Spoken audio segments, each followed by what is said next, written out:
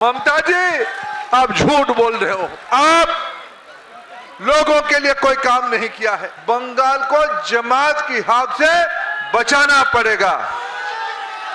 बंगाल को जमात की हाथ से बचाने के लिए शुभेंदु दा की हाथ को मजबूत करना पड़ेगा। डबल इंजन सरकार बनानी पड़ेगी। मधुरा में पिछले बार भी आया था मित्रों, शुभेंदु दा को जिताने के लिए हम सब लोग लगे थे। मैं आपको 2-3 बात कहना चाहता हूं। इस बार ममता जी के पास कोई मुद्दा नहीं है। वो कह रहा है कि बीजेपी वाले आने से मछली और अंडा खाना बंद कर देंगे, ऐसा कह रहे ना। मैं शहीद परिवार को पिछले दिनों में तमलुक जिले में नंदीग्राम इलाका में जो न्याय के लिए, सत्य के लिए लड़ाई किए थे, ऐसे सारे शहीद परिवार को नमन करता हूं। उनकी बलिदान मैं आपकी ओर से जवाब देना चाहता हूं। यह शहीद परिवार की बलिदान को हम खराब नहीं होने देंगे। शहीद परिवार को सम्मान तब होगा जब बंगाल में एक अच्छा सरकार बनेगा। उन्हीं की त्याग से, उन्हीं की बलिदान से आज बंगाल आगे बढ़ रहा है। मैं मित्रों बात कह रहा था, ममता जी के पास कोई मुद्दा नहीं है। नौजवानों के लिए कोई रोजगार नहीं है, सरकारी अधिकारियों के लिए पे कमीशन नहीं है, महिलाओं को सुरक्षा नहीं है, किसानों को उचित मूल्य नहीं है। मैं कल नंदीग्राम गया था। कल मैं आपकी स्नेह से भरपूर मछली खाया। मैं बीजेपी का नेता हूं। मैं यह कहना चाहता हूं, मैं अंडा भी खाता हूं, मछली भी खाता हूं। ममता जी, आप झूठ बोल रहे हो। आप लोगों के लिए कोई काम नहीं किया है। यह शहीद परिवार इसकी बड़ा उदाहरण है। मित्रों बताओ, बंगाल में नौकरी चाहिए कि नहीं चाहिए? बंगाल में नौकरी चाहिए कि नहीं चाहिए? महिलाओं की सुरक्षा चाहिए कि नहीं चाहिए? क्या बंगाल को घुसपैठियों के हाथ में देंगे या बंगाल के हाथ में रखेंगे? बंगाल या घुसपैठिया, किसके हाथ में बंगाल रखेंगे? बंगाली और घुसपैठिया, बंगाली या घुसपैठिया? ममता जी चाहती है बंगाल की शासन घुसपैठियों के हाथ में सौंप देने के लिए, जमात के हाथ में सौंप देने के लिए।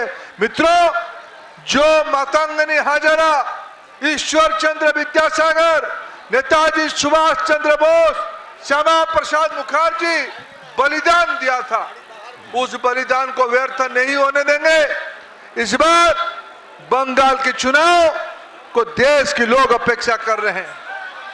बांग्लादेशी घुसपैठिया बंगाल को खोखला कर रहे हैं, बंगाल को खा रहे हैं। अभी ये गृह मंत्री जी ने कहा था, प्रधानमंत्री जी ने भी कहा है, जिन लोगों की हिसाब किताब करना है 4 मई के बाद उनके हिसाब भी किया जाएगा। सबका साथ विकास किया जाएगा, सबके साथ न्याय किया जाएगा, सबका साथ विश्वास भी दिया जाएगा, सबका भी हिसाब किताब किया जाएगा। मित्रों, आज मैं और एक बात आपको पूछना चाहता हूं। आपकी लाडले शुभेंदु अधिकारी बंगाल भर घूमेंगे कि नहीं घूमेंगे? नंदीग्राम में घूमेंगे या बंगाल में घूमेंगे? मैं सुन नहीं पा रहा हूं। माताएं, बंगाल में घूमेंगे या नंदीग्राम में? बंगाल में घूमेंगे या मिदनापुर में घूमेंगे? घूमेंगे ना बंगाल भर? सत्ता परिवर्तन के लिए जाएंगे ना? पूरा बंगाल की नौजवानों को, माताओं को मिलने जाएंगे ना? तो बंगाल की जब वो घूमेंगे, नंदीग्राम के चुनाव कौन लड़ेगा? बताओ जोर से, नंदीग्राम के चुनाव कौन लड़ा? आप लड़ोगे? नंदीग्राम में इतना मार्जिन से शुभेंदु दा को जिताओ कि ममता बनर्जी भवानीपुर में भी हार जाएगी। इस बार भवानीपुर में भी हराना है। अभी इसमें कहा है शुभेंदु दा ने, पिछले बार हल्दिया सब डिवीजन में 3 में से 2 जीते थे। इस बार 3 को 3 जीतेंगे और तमलुक लोकसभा में 7 को 7 जीतेंगे। बंगाल में नई सरकार बनाएंगे, डबल इंजन की सरकार बनाएंगे। आपके आशीर्वाद चाहिए। कोई प्रकार की भय इस बार नहीं रहेगा, कोई प्रकार के अत्याचार नहीं रहेगा। महिला सुरक्षित होंगे, नौजवानों को चाकरी दिया जाएगा। ममता जी ने केवल अपना भतीजे के लिए, भाईपुओं के लिए चाकरी ढूंढा है और शुभेंदु जी बंगाल के नौजवान के लिए चाकरी ढूंढेगा। भरोसा है कि नहीं है? भरोसा है कि नहीं है? भरोसा है कि नहीं है? मोदी जी पे भरोसा है? मोदी जी पे भरोसा है? शुभेंदु जी पे भरोसा है? दिलीप घोष पे भरोसा है? मित्रों, आइए हम सब चल के शुभेंदु दा का सभा को सफल करेंगे, इस लोक अभियान को सफल करेंगे। बहुत बहुत धन्यवाद।